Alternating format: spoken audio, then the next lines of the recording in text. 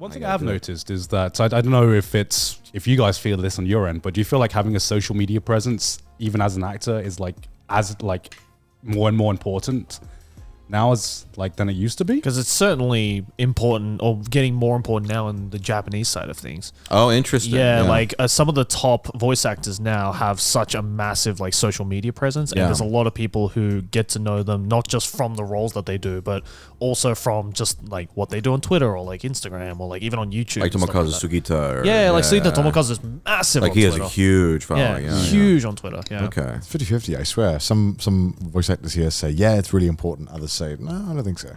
What do you think? I have an answer, but I'm curious what your thoughts are. I think it's undeniable that having a large presence would put your name kind of in the face of more people. Mm-hmm. Yeah. Whether it would lead to you actually getting more stuff, I feel like that's up to you and how much work you're putting in. Yeah. Sure. But I feel like it's definitely going to put you in front of people more. Yeah. I think that's fair to say. Yeah, definitely. I think just like now that everyone is using it. No, there's no correct answer. Did I answer correctly? You tell me. The free friend, the question was like, you tell me. It's the interviewer like tone. Like I'll judge. I think I have a more complicated like answer for it, because I do agree with you that having a bigger following, just people knowing who you are, that's good, right? Yeah. Whether it's for networking, whether it's for just even getting introduced to things or whatever is good.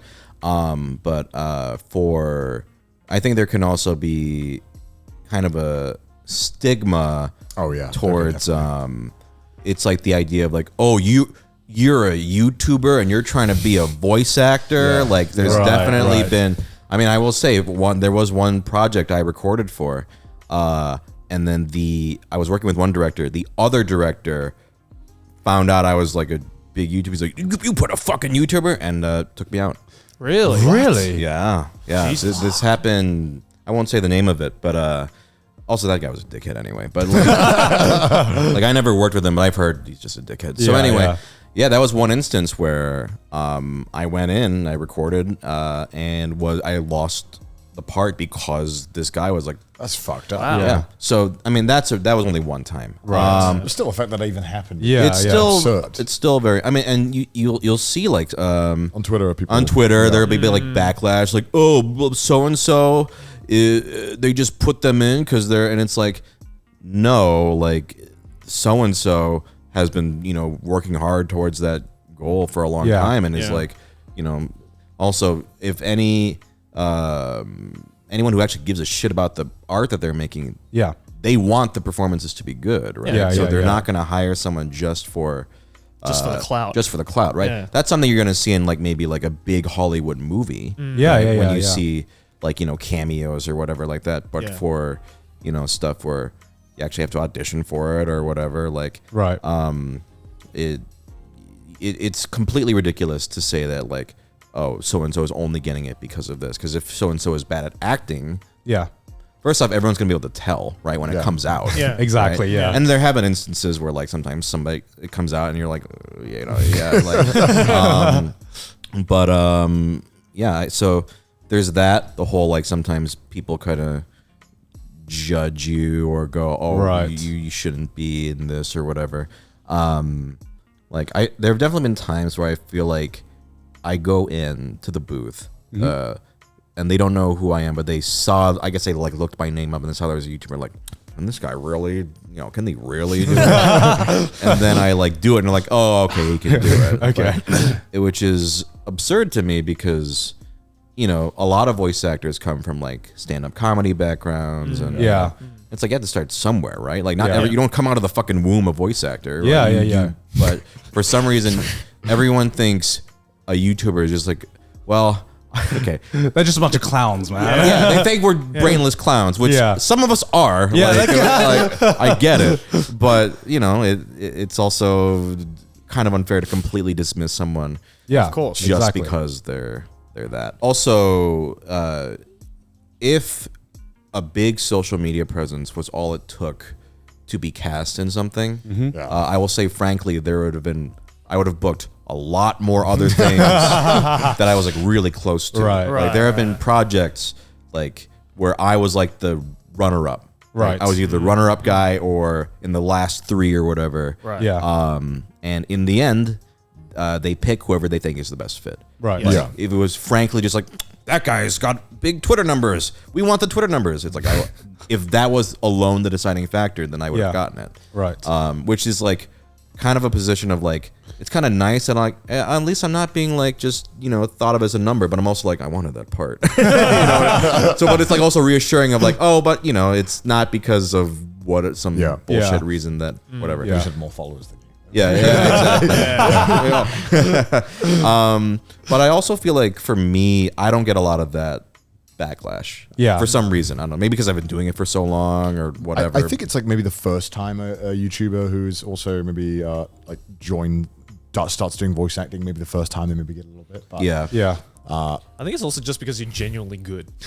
That's Well, I probably what it appreciate is. it. Well, Yeah. like, Not very if good. you Very, very weren't good. good, then yeah, I can see where the backlash is Yeah. coming from, right? I mean, Because, I appreciate that. Yeah. Yeah. And I think it would be clear if, you can tell someone. Yeah, you who's can not tell doing when it. someone yeah, sucks. exactly. Yeah, exactly. I occasionally got the comments of like, "Oh, it's pretty good for a YouTuber," and Ah. everyone was like, and then like people would reply, "He's literally has like voice actor in his name since like 10 years." Right. Like what?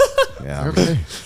Yeah, it's weird because like sometimes when you do YouTube, especially when you're like more revolving around skits and comedy stuff, you forget that you are able to do serious voice acting as well, and your skill sets just are more broad than just haha funny guy on the internet. Sure, but it's sure. like sometimes hard to change the perception of that, especially to your audience as well.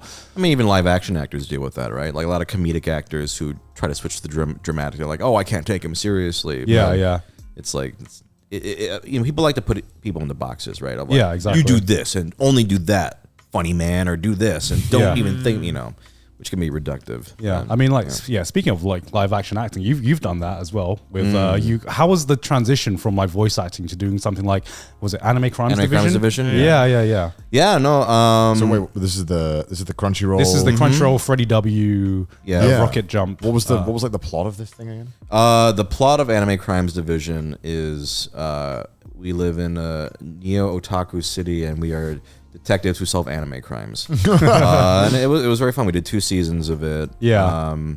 That was like a big, crazy experience for me because I had no real live action experience prior to Right. that. And it was definitely like a crash course, but I was fortunate in that I was with like the most welcoming crowd of people. Like I'm friends with Freddie already. Yeah, and yeah, so yeah. I told him like frankly like I wasn't even living here yet. I flew out to do it the first season and I was like, are you sure I'm gonna be okay for this? And he's like, you'll be fine.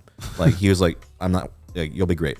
And it it honestly worked out. Like it was super challenging. Yeah. Probably like one of the most like challenging things I've done. Like.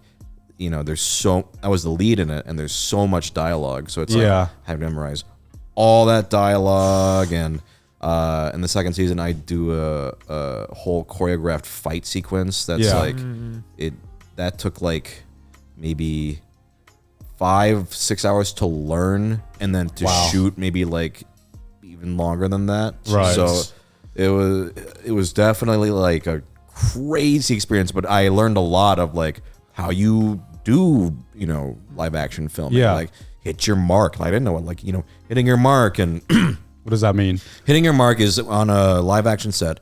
If you need to land at a certain spot for the camera, they put an X on there, Right. with tape or whatever. And they're like, okay, so like when you're walking up to this guy, hit this mark and whatever. Then you gotta not look at the mark. Yeah. Just gotta do it as naturally as possible. Or And then you got to remember your lines as well and act. gotta remember and your all that lines stuff. and do other things. Yeah. Like it's definitely a big departure from voice acting, which 90% of the time you don't have to memorize anything. Yeah. Unless you're doing like motion capture. Right. And so that was a big help for me because later I did God of War Ragnarok, Right. where I had to again memorize lines that I had written also because they had me write for it, and that was I was doing it, and I was like, fucking idiot, why did you give yourself so many lines? like I have no one else to blame. So but why were you writing the lines as well?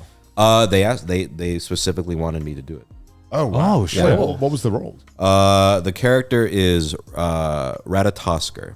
Right. I can't say too much because it's not out yet. Yeah. Oh, wow. Yeah, when you said God of War Ragnarok, I was like, that's not out yet. It's not out yet. Yeah. But I have announced it. Like Okay. Yeah, I'm not just casually spilling NDAs. Yeah. I was just like, Caught in well, 4K, luckily. People know that I have written for it, acted in it, and did the motion capture. that's and, fucking awesome. And that I the name of the character, but I don't think they know anything else. Right. Oh, are you allowed to talk about what kind of a process it is to do mocap? I can talk about generally. Yeah. Okay, yeah, because I've always found that super interesting. How like there's live action, and then you see the behind the scenes of like it's like The Last of Us or like the original like God of War. Like how challenging is it being on a set and just having like a bunch of fucking ping pong balls on you?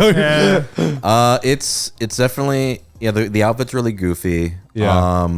For me, I had to do these things where they're like filming you, and before you shoot, you do like sort of like motions. You're doing motions and like making sure the model is like on like sync with you or whatever. Yeah. And that's like a whole thing.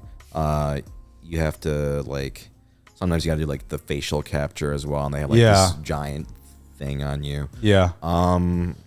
Yeah, it was definitely like very like intimidating, but because I had done the anime crimes division, I was used to like, okay, just memorize your lines and just go through the scene.